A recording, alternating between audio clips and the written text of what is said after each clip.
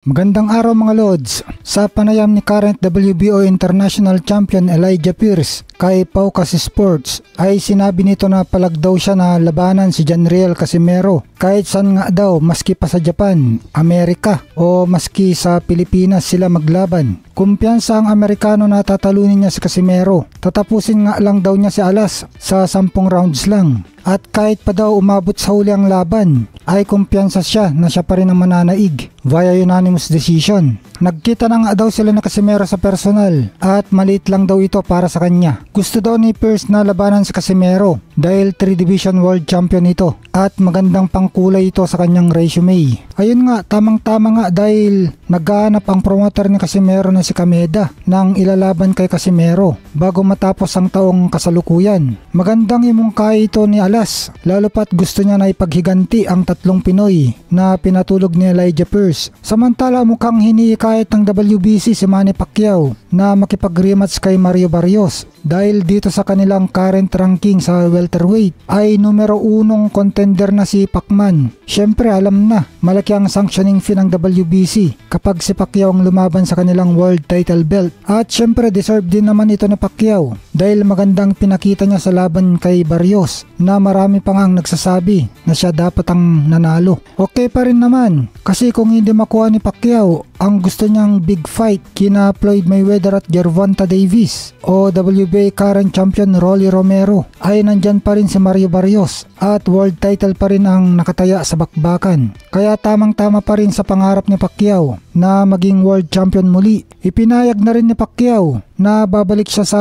Lona ngayong December. Samantala, Mark Magnifico Magsayo, number 1 contender na rin sa WBC at tumutugma ito sa sinabi ni MP Promotions President Sean Gibbons at sa balak ni Pacquiao na i-main card na world title fight sa Magsayo sa Trilla in Manila 50th anniversary na gaganapin dito sa Pilipinas. Kaya malamang ang champion sa WBC Super Featherweight na si Osaki Forster na may record na 23 wins, 3 losses at 12 knockout ang makakasagupa ni Magsayo. Magandang laban ito. Mahusay din na champion si Forster at syempre kumpleto din naman ng arsenal si Magsayo. Meron siyang hand speed at power sa magkabilang kamao. Samantala, hawak si Elijah Pierce ng MP Promotions at si Sean Gibbons ang inatasan ni Pacquiao na mag-organize ng Trilla in Manila. Maganda sana na isama na rin si Casimero kontra Pierce sa card para maging mas malaki ang event na ito. Gusto kasi ng mga Pilipino na mapanood itong si Casimero dahil siyang pinaka-exciting fighter ngayon sa Pilipinas. At kilala din naman si Pierce ng mga Pinoy dahil nga 3 na ang tinalo niyang mga Pinoy. Ang huli nga ay si Michael Dasmariñas na tinapos niya sa round 9. Kaya papatok ang laban nila sa mga Pinoy fans.